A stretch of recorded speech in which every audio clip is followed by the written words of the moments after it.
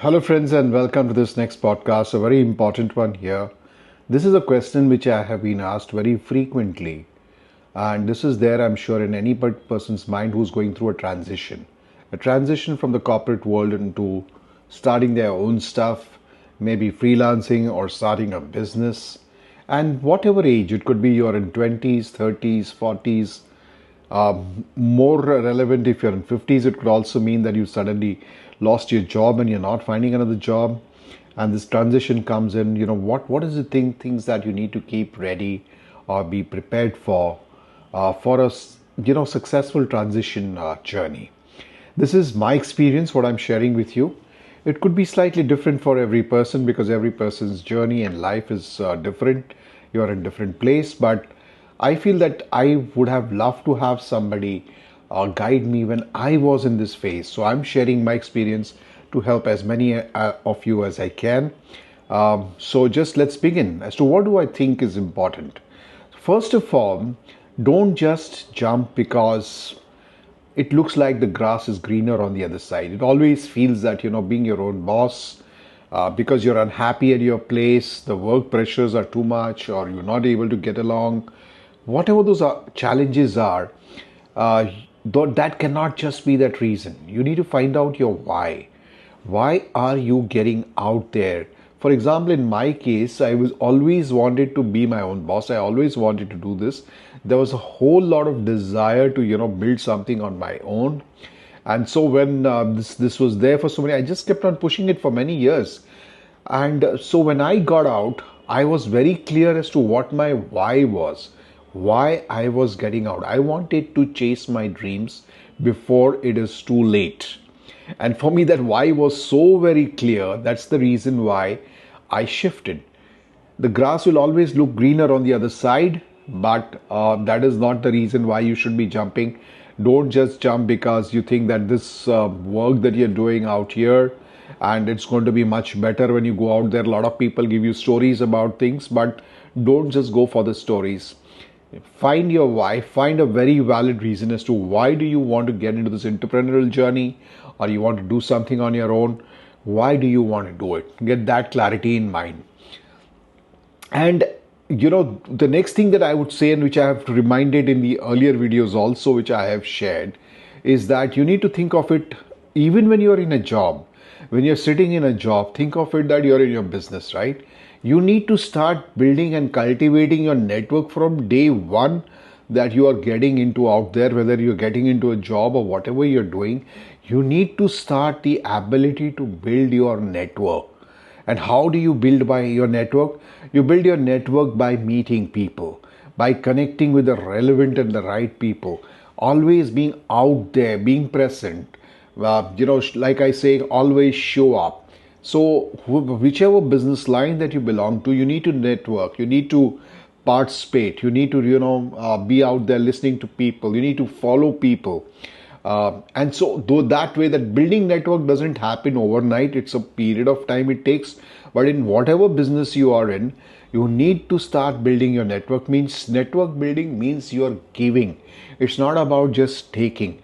What are you giving to your network? What are you giving? What is your contribution to that network that you are building for yourself?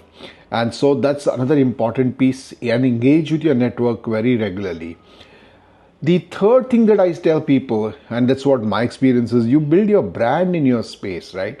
You need to be not a commodity, you need to be a brand. By brand, it looks like a marketing term, but simply it means that in your niche, you need to build a point of view. A point of view is something that you believe in. It's not just something that is out there, something that people know you for, and something that remembers. Even now, if you ask your friends, they will have a perception. You ask your colleagues or ask a few people and they'll tell you something about you. That is your brand. So whether you're trying to make it personally doing something, or people already have a perception about you. So what is that recall that people have of you? You need to invest in that. You need to work on that. You need to build your niche, and you need to be, seen as an expert in that particular space in which you operate in. So two things which I'm saying, even before you get out, you need to first of all build your network. Secondly, you need to build your brand. And you need, when you're building your brand, what it means is you need to constantly show up, right? You cannot be a brand if you're not visible to anybody, which means leverage these platforms that you have, where you can start showing up. The other thing that I would tell people, that if I had to look back and look at my own journey and share something, I would say, start a side hustle. You don't need to immediately get off and start doing something, or always have a side hustle. Do something on the side. Maybe it gets you some money, it gets you no money. You might want to just freelance with some person, you want to work with somebody who's already experienced. You can start doing that, but have a kind of a side hustle where you're testing out the waters. You're testing out your clarity of what this is, what you're trying to do. Is there a market for it? What kind of a market is there? What is it? That will start building your confidence even before you jump out. So do your side hustle on the side. Don't you can do in a non-compete space from where what you're doing, or you can do it on weekends. You can whatever extra time that you have, you start testing out that marketplace, that idea that you have. You can start testing it in a small way. The next point which I did was I cleared out all my loans. Very important that you clear all the debt that you're holding on your head, the EMIs that you're paying for your house. It's very important. For a lot of people, I would say don't get into these things first of all. Especially if you're at a young age, don't start just splurging with your credit cards and buying stuff. Don't have those, because those are things that will hold you back, that will get you hooked on or tied to the rat race. The more you're stuck to your EMIs and more the stuff that you're stuck on, the more you will not be able to easily break out. And if somewhat, God forbidden, that you lose your job for whatever reason, you're really in deep trouble, because because that has to be paid, right? Your EMI has to be paid every month. You cannot do anything. I cleared out all my loans. I had a plan, I had a time frame, and I just cleared out all my loans. That is the one headache that I got off myself, because I didn't want that stress to stay with me when I'm, because my income would, when I'm out, when I'm in an entrepreneurial journey, this up and down is going to happen, right? You're not getting a paycheck. It's not a monthly given thing that's going to come. So in such a space, I wouldn't want to have any kind of these kind of things sitting on my head. Next is start learning to get frugal. And this doesn't mean that you become a miser. You live your life. I've always lived my life. I've always, whatever I fancy, what I want to do. If I want, because I'm a gadget freak, for example, so I would want to get gadgets, for myself, for my health, fitness, for example. As you would see, I would have, this. I wear a ring out here, smart ring, as and a smartwatch which is tracking my health. I have all these kind of things which I want to do. So I don't mean that give up everything, but learn this art of don't do the stuff for the sake of because everybody is doing it, and just because everybody is buying that latest iPhone, you need to go out there and buy the latest iPhone and just splurge on things. Learn to live a frugal life, because there will be incomes up and downs when you are on your own. When you're on an independent journey, you need to sustain that. Even as a business, you need to learn to be frugal. You just cannot be spending and splurging. So learn that art of being frugal. It's very important. The other thing that I would tell people, and this is what I did, so it's my mind frame. I'm not saying that everybody needs to have a mind frame. You need to have some kind of a cushion with yourself. I was very clear I need to have at least a 1 to 2 years cushion. So even if I did not have any business happening for 1 to 2 years, I should be able to survive. Now, this is not possible for everyone, but I would say if you're in a job, try to work to keep this kind of a money aside. That means your expenses that are there, your monthly expenses, without which you cannot live. Try to put that kind of a money aside at least 6 months. For me, in my case, my mind frame was at least 1 to 2 years. I just put it aside, so that I don't have this pressure. Tomorrow if things are not working in 2-3 months, I'm in deep shit kind of a thing position. I should be able to sustain myself, and this cushion gives you a lot of confidence before you jump. So I would say, especially if you're reaching your 50, you definitely have had that journey from where you could have kept that cushion for yourself. Put that money aside. It's very going to be important. Mediclaim. The next thing I would say, I'm talking about financial stuff, right? But these are important things. Mediclaim is another one, because one medical setback in your journey when you're independent can really put you back. So, and I've had those kind of challenges, so I can tell you it's very important that you keep, and especially after 50, as you're, as you're moving into your 60s, your 50s and 60s and 70s, you need to have that mediclaim around, so that keep that good mediclaim for yourself and for your family. The other thing that I would say is, even before you jump, try to secure your first client. It's very important. Get your first client, if it's possible, while you're still working, because this is a smooth transition then, right? If you're moving out and you already have built, you have already decided, you've done your side hustle, you've tried it out, you've tested it out. Now you start getting into you getting your first client who signs up with you. It gives you a lot of confidence. If whatever that business that you're getting into, try to do that if possible. Try to get that first business and client with you. It will really add to your confidence as you move out. And the important thing is, in this journey, when you start, avoid all comparisons. Very important one. Because you're always looking at the other guy. You're looking at people who are sitting in the corporate world, who are sitting out there. If I was looking at people who, who are sitting out there, who are making a lot of money, or somebody who's getting, venture funded, or somebody who's made, his millions. If I start constantly putting that pressure on myself, I will not just be able to focus on my own journey, and I will lose my confidence. So one important lesson that I have learned is, let everybody has their own journey. As long as I'm enjoying my own journey, I am not like trying to compare with anybody. I don't do that.